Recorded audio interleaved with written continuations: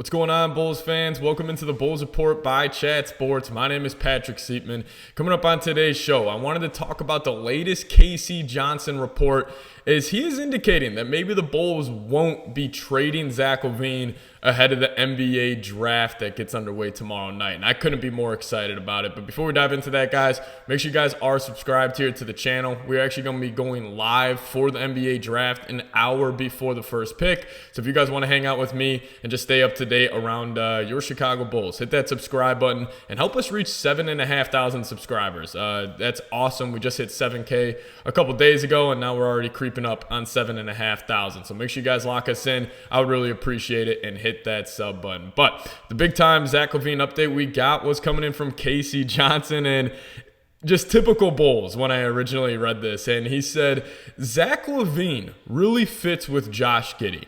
And there is a scenario in which they try and rehab this relationship. Now, I had two thoughts when I read this report.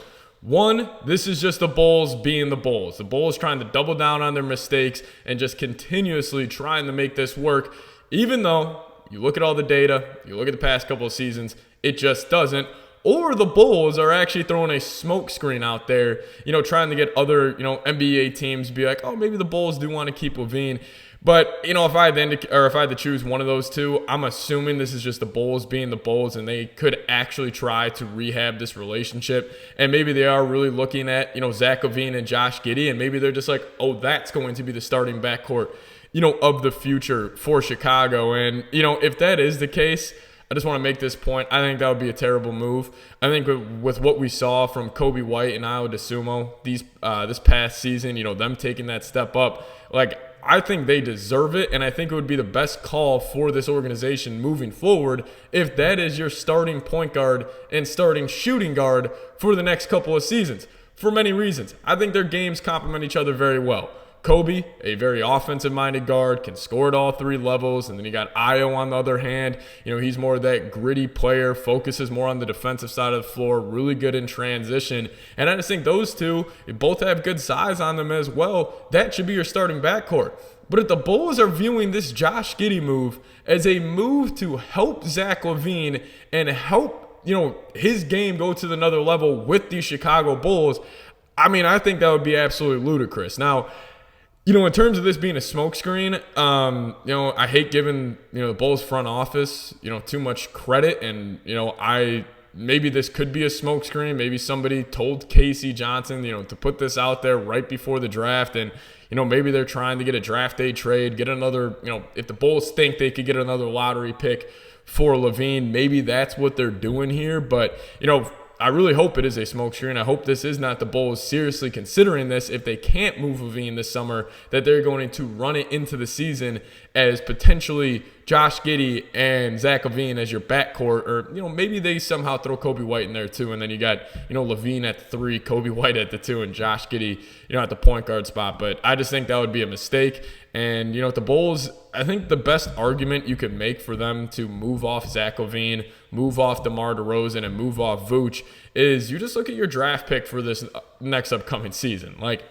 It is a top 10 protected pick heading to San Antonio. So if the Bulls are not selecting in the top 10 next season, you will not have your first round pick, which would be catastrophic for this organization moving forward, considering how loaded next year's draft class is, especially at the top. The big time name being Cooper Flagg playing at Duke. But, the Bulls need to do whatever it takes to get that first-round pick next season. And you would hope obviously you're not going to actively tank. You're not going to actively, try to lose games. But behind closed doors, if I was a part of the Bulls front office, I am hoping and I am praying that we are having a top 10 pick next season. So, I really hope the Bulls are just using this as a smokescreen. And, I was looking at just past trades, draft day trades over the past couple of years, and, how it does connect back to the Chicago Bulls here. There was two players, Chris Paul and Russell Westbrook. They were both dealt the last 2 years on draft day. Both were, players who didn't have the best reputation at the time, had a bad contract, and they were dealt on the day of the draft when Chris Paul went to the Warriors and Russell Westbrook went to the Lakers. I was just thinking, the player this year has a bad contract, doesn't really have a good reputation, amongst the league right now. that's Zach LaVine. So hopefully the Bulls do get this done on draft day. And, if they really are thinking that Josh Giddey and Zach LaVine are a perfect fit for each other and that they will try to rehab this relationship with LaVine, I just think it would be organizational, malpractice. But, you also get to the point where it's like LaVine has also been very vocal that he wants to move out of Chicago. He doesn't, see this as a place he can be long-term anymore. I mean, he was sitting on the sidelines when all these trade rumors last year were going around about him and the Lakers. He was wearing a Los Angeles hat during a post game. I just think he has made it blatantly obvious. Clutch Sports has made it blatantly obvious that they want to get LaVine out of Chicago. And it literally just seems like the only people that want to keep LaVine here with the Chicago Bulls is Arturis and Mark Eversley. So hopefully LaVine does get dealt, here before the NBA draft does get underway tomorrow. But you guys let me know down in the comments. Will the Bulls trade Zach LaVine? I'll make this the pin comment on today's show. Predict it for me, because right now I'm 50-50. I thought the Josh Giddey trade, was indicating that, they're for sure going to blow it up. They're going to, get to this youth movement here with the Bulls. But then you get a report like this from Casey Johnson, and, Casey's tapped in. He wouldn't just say this for no reason. So you guys let me know. Y for yes and for no if the Bulls will trade Zach LaVine.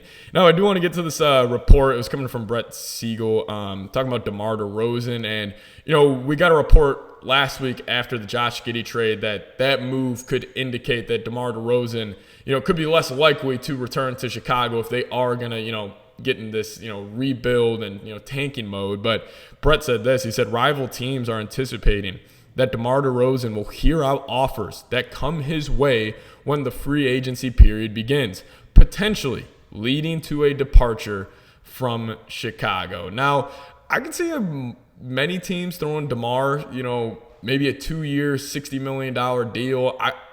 Maybe a 2-year, 45. I really don't know what DeMar's market is going to be. He is an older player, but he was still very productive over the past couple of seasons. And, maybe if it's like a team like Philadelphia, let's just say Philadelphia strikes out on Paul George and they, have that max slot still remaining. Not saying they're going to give DeMar that max slot, but maybe they offer him a 2 for 60, or, even if they get up to like a 2 for 65 deal or whatever it may be. But if the report was true, dating back to a couple months ago when right after the season ended, apparently the Bulls offered DeMar a 2-year, $80 million deal. If that report is true and that's the contract the Bulls signed, let's just think worst case scenario of the offseason right now with Chicago. You think, if you're the Bulls front office, you think Josh Giddey and Zach LaVine are a perfect fit. So you run it back and you don't trade Zach LaVine.